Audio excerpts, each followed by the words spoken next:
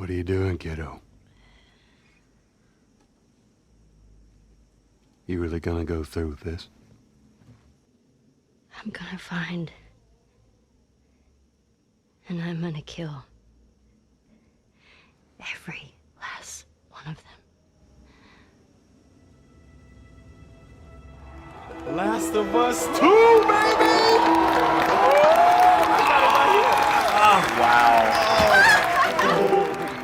I can't recall a game provoking a reaction as polarizing as The Last of Us Part 2. Sure, there have been controversies, witch hunts over games so fundamentally broken at launch that they were nearly unplayable, heated debates around season passes, buggy maps, overpriced DLCs, and other exploitative practices. But the kind of criticism and praise that The Last of Us Part 2 has received, so intensely focused on its story and how it was executed, is truly unprecedented. The only comparable level of toxic discourse is the battle between fans and detractors of The Last Jedi, and that is never a good comparison to make. Plus, that was a movie. Games are not movies. Stories are rarely the main selling point, although there have been great stories told through the video game medium. But they are called video games for a reason, and it's the game part that usually gets the most attention. This shift in the discourse has made something very clear, something we have been aware of for a while, but it has become unescapable in the past few years. Games are more and more like movies now.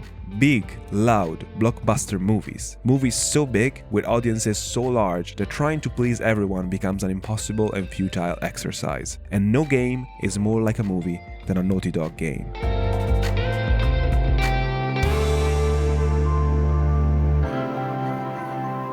In the years since its initial release, the game has been analyzed to death. With the release of the second season of its critically acclaimed TV adaptation, discourse around its more controversial topics has reignited. Since the story leaked back in 2020, the conversation surrounding the game has been poisoned by those who do not approve of the choices made by Naughty Dog, and specifically Neil Druckmann, the game director. Outside professional outlets, YouTube and most social media platforms offer very few balanced and fair reviews that delve into the game's problems without losing track of what makes it an undeniably unique and worthwhile experience. I remember Twitter in particular being a hellhole of edginess and misery, if you can believe such a thing, with people blindly attacking every aspect of it, all the while harassing the developers and voice talent with death threats. Yeah, ridiculous stuff.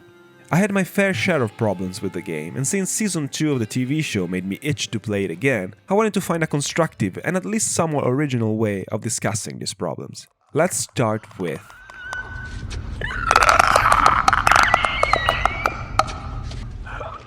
To me, The Last of Us Part 2 was equal parts something to look forward to and something to fear. That's because the first game didn't need a follow-up. Its ending was perfect. In my view, the hardest thing any sequel would have to do is justify its own existence, beyond the obvious monetary reasons. Don't get me wrong, the first game was far from flawless, but The Last of Us Part 1 is one of those rare cases where work becomes more than the sum of its parts. It had a soul. Its characters stayed with you long after the credits rolled. To meet those characters again, years later, was thrilling and terrifying, all at the same time.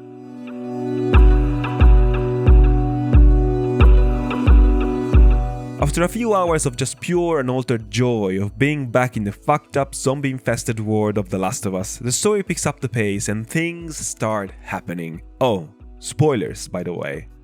Like everyone and their mom has already said, The Last of Us Part 2 is, at its core, a revenge story. But just as much as it's about revenge, it's also about perspective, and that's what I want to focus on. Still, revenge is what sets the story in motion, so we're stuck with it for a little while. Joel dies. Ellie wants revenge on those who took her father figure away before she had the chance to mend their fractured relationship. A relationship irreparably damaged after she learned the truth about the Fireflies and everything that happened in Salt Lake City. Her rage throughout the game becomes the player's rage too. We feel what she feels, seeking revenge for the brutal, unceremonious death of the character we played as for 20 hours in the first game, killed by a bunch of hateful thugs. Her internal conflict, or descent into madness as her quest takes her to darker and darker places, mirrors the player's own emotional journey. It's a great use of ludonarrative synchronicity. Yes, we're using the big words today. A trick that the game unfortunately forgets how to use half of the time, but we'll get to that. The point is, I couldn't connect with this story. Another game kept popping into my mind. As I kept playing, I couldn't help but think back to it, and until I finished The Last of Us Part 2 and let it sit with me for a while, I couldn't quite explain why. Now, I think I can. Kinda.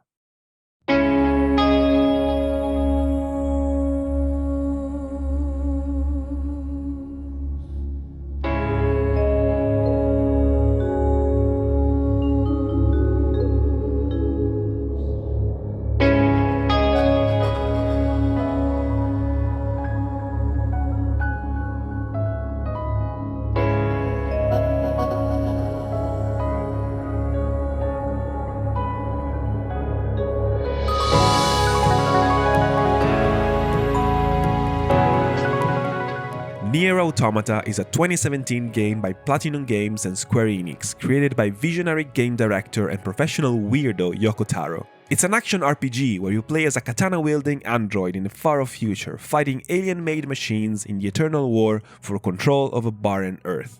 It's, according to many, myself included, one of the best games ever made, with tight, addictive combat and a thought-provoking story delivered with excellent use of the video game medium. The extreme anime aesthetic and ridiculous sci-fi premise prevented it from really breaking into the mainstream, but critics and fans all agree, it's pretty good. Sexy androids, aliens and cute robots. This is the game I kept thinking about while playing The Last of Us Part 2.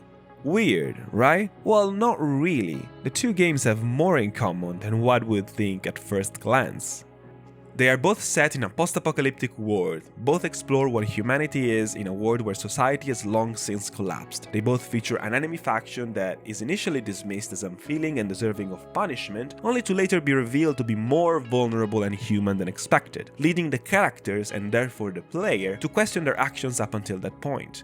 In both stories, a deadly virus threatens to hijack the mind and turns its host violently aggressive. Both games have multiple playable characters and different sections of the story dedicated to those characters. In both games, the protagonist is killed and the player is later put in control of the character who killed them, offering a way to show their perspective on the events of the story. This killer character, at first shown to feel no sympathy for the enemy faction, learns to trust and care for others, and is profoundly changed by the end of the game. The story funnels down into a personal quest for revenge and climaxes with the two surviving main characters squaring off in a duel to the death. Both stories revolve around a perpetual spiral of life and death in which the characters are trapped, and by the end, the cycle is broken, maybe?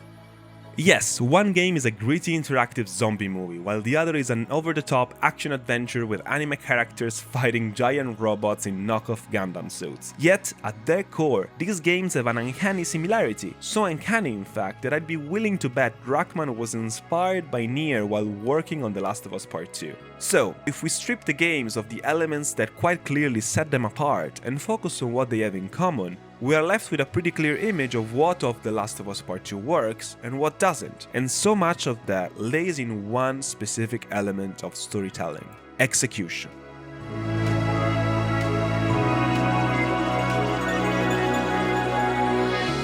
The Last of Us Part 2 is a miserable experience where all the characters are broken by the end, and that is by design. My issue does not lay with the nihilistic way the story is presented, because I remember a similarly cynical plot gripping me and never letting go. But that same plot was treated with a sense of fun, a sharp edge of dark humor, and a pace that kept things moving, always introducing something new and unexpected. I'm not saying The Last of Us Part 2 needed more jokes. Its grim atmosphere and hopeless characters are part of what defines it, but I do think a NieR Automata treatment could have helped its structure. What do I mean by that?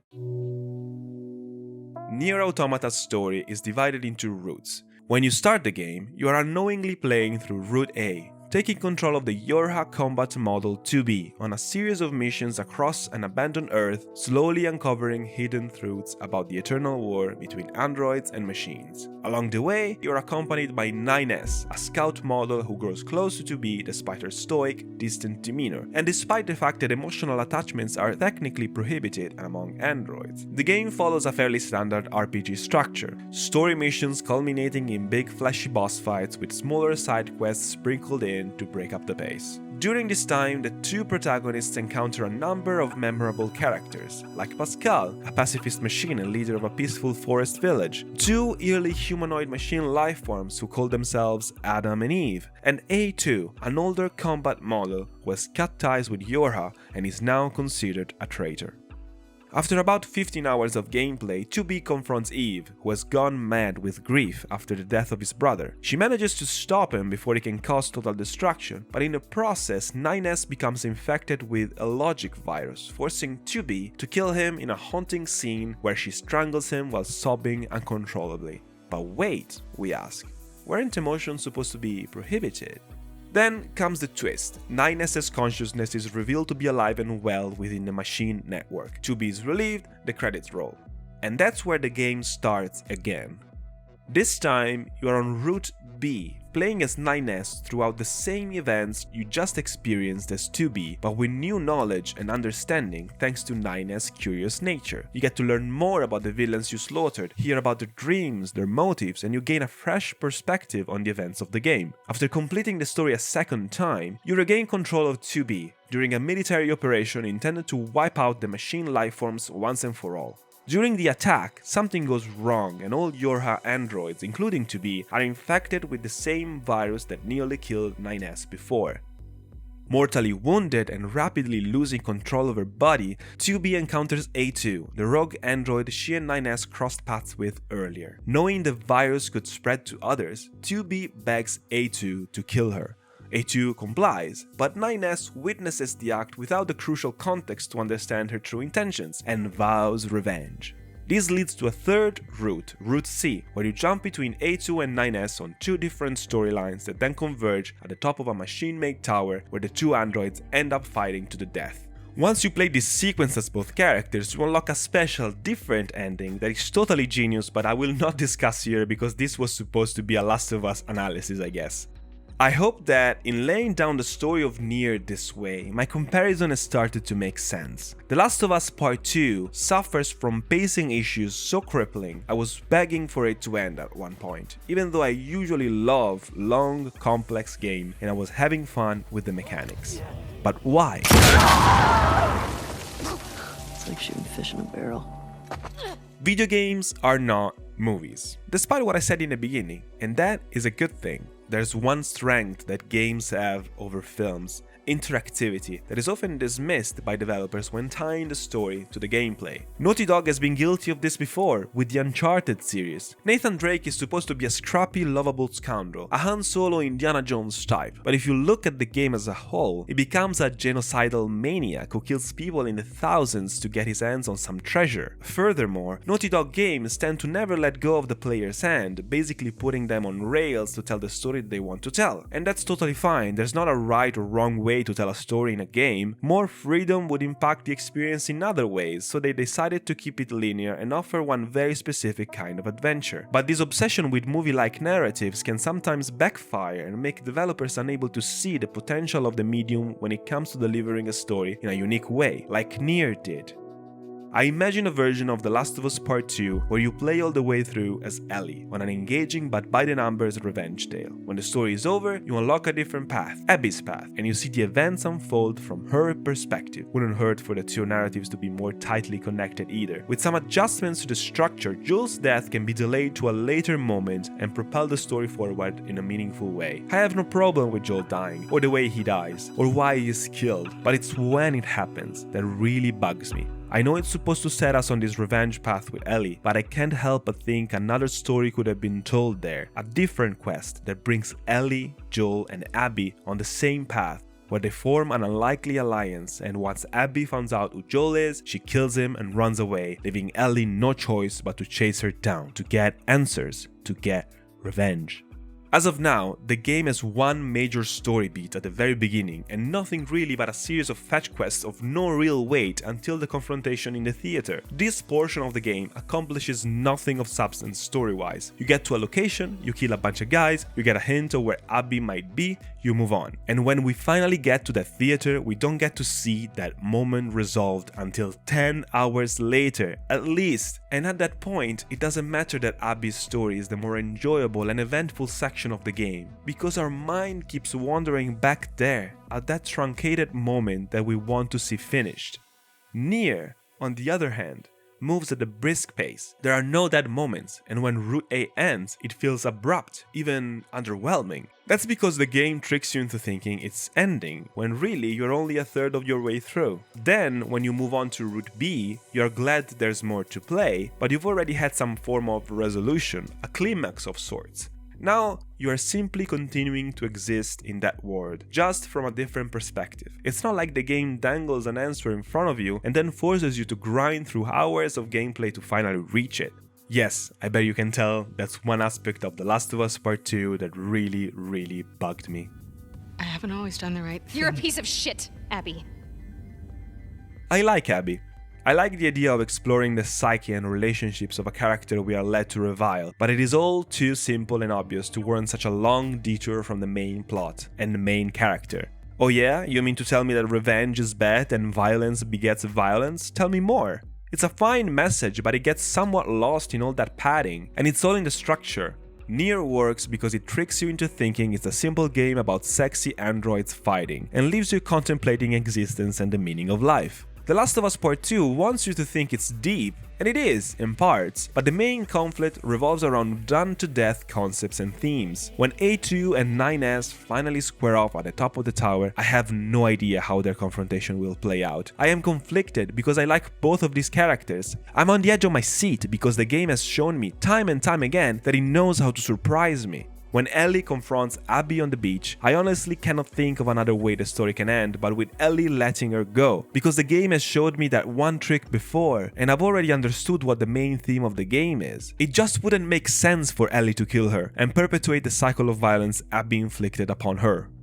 The story structure of The Last of Us Part 2 has some serious issues, and the same beats, delivered in a different order, would have almost certainly had a greater impact on me and left me more satisfied by the end. If Druckmann did take inspiration from Yoko Taro's work, he could have borrowed a bit more and enhanced the entire experience. Because I love that we get to see Abby as a young girl hanging out with her father. I love the idea of his father being none other than the surgeon you killed as Joel to save Ellie in the first game. An obvious but powerful choice that allows the game to fully explore the consequences of Joel's action, not only on Ellie, but on the world of The Last of Us. It is a brilliant sequence that shows a father and a daughter in a similar situation as the ones experienced by Joel and Ellie in their journey, humanizing them, giving them depth. His death hits hard, and we finally understand Abby's pain. It's undeniably brilliant, but I hate where this sequence is placed. I hate that the game forces you away from that scene in the theater, and I think that the trade-off is not worth the way the momentum is stopped dead. I think we could have seen that through and still play as Abby in a separate section that offers us her perspective of the events, bringing depth and nuance to the story. But that is not what happens. Instead, we continue playing as Abby, flashing back to 3 days prior, following her on a completely unrelated quest for about 12 hours before we can get back to that standoff in the theater. In Abby's story, we learn more about the characters we killed as Ellie, and we help out a couple kids, Yara and Lev, escaping from another faction, the Seraphites, some sort of cult residing on an island off the coast that the wolves call Scars. This part of the story is honestly incredible and culminates with this gorgeous sequence that takes place on that very island where you are caught in the crossfire of wolves and Scars fighting. When we finally get back to the theater seeking the person who killed our friends, it's from Abby's perspective. She sneaks into the building, kills Jesse and nearly kills Tommy before confronting Ellie, and here you play as Abby. No choice on the matter, you have to play as Abby, sneaking around while the character you played as for half of the game, and treasured and protected for all of the previous one, hunts you down in a scene that is eerily similar to the section in part 1 where as Ellie you are trying to hide from David. You know, that cannibalistic pedophile who wants to do unspeakable things to you? Ellie is like that guy now. The comparison is clear as day and I honestly do not care for it.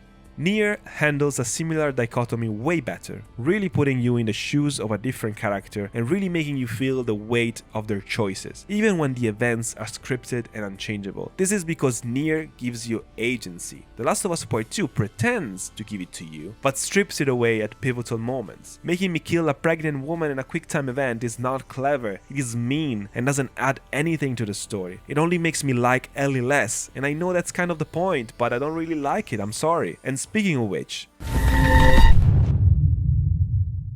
As I mentioned before, NieR does a similar thing to The Last of Us in humanizing the antagonist and presenting a new perspective to the player. In your second playthrough as 9S, you are shown more about what drives the villains you fight, giving new life to what are essentially repeated boss fights. Money constraints might have played a role in this decision. 9S' part in the story allows him to ask questions where 2B only follows orders. While playing as him, new side quests are unlocked that 2B wouldn't have been able to complete or wouldn't have been interested in taking on. Once you have gained a deeper understanding of the world you're playing in, the story continues. And so on. In The Last of Us Part 2, this change of perspective is partially lost because Ellie and Abby's goal of gaining closure through vengeance is one and the same. And while Abby learns from her mistake and becomes a more trusting, caring person by the end, Ellie is stuck in place throughout the whole story, offering very little in terms of arc for our main protagonist. And again, I know this is intentional, but I do not think it works.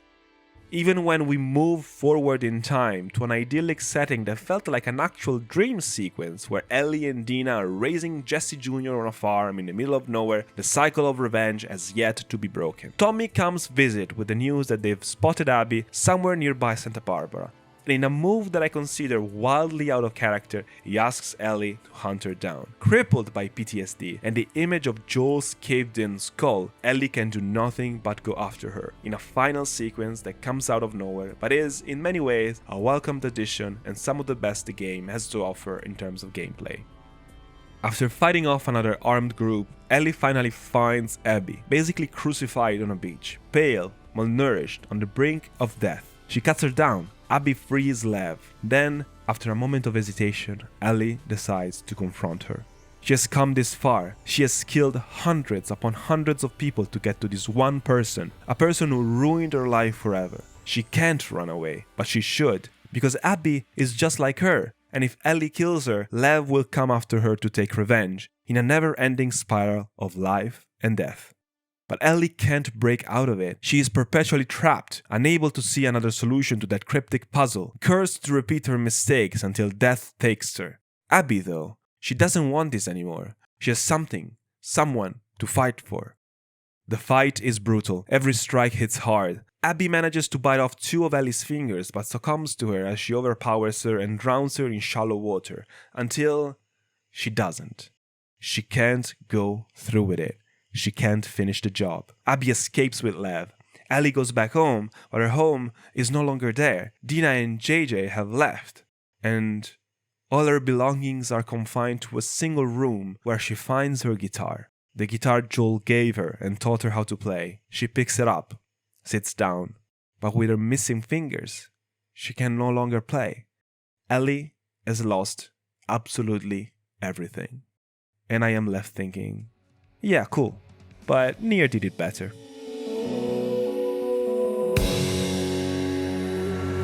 The Last of Us Part 2 is not a bad game, but sometimes it feels like it forgets to be one. It puts you on this linear path, it makes you do horrible things, and then tells you to feel bad. If the story had more rewarding progression, I think more people would have loved it, because it's a game that deserves to be loved. So much care and passion clearly went into creating an unparalleled experience that would have been more enjoyable if executed in a way more suited for the medium, a more video gamey way, if you will.